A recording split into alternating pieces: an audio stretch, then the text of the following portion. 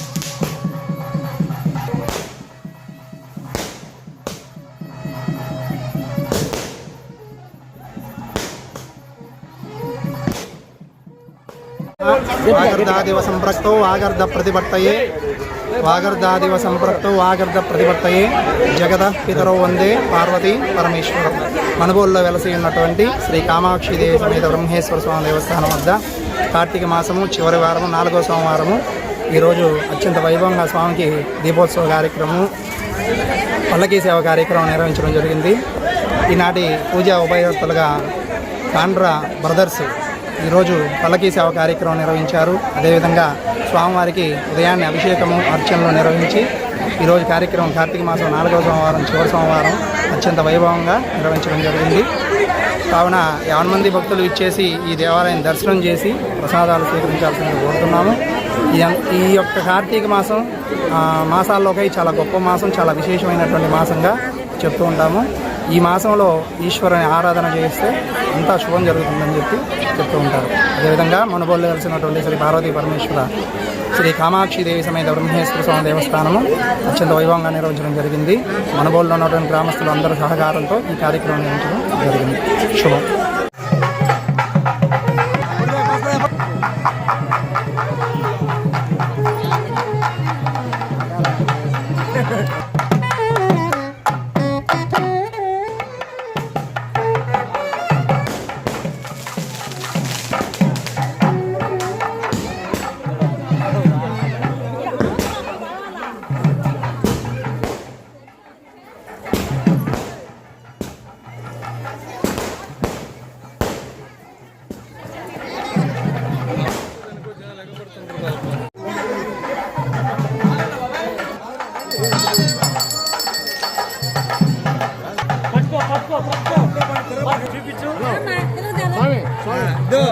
సాగరం తీసా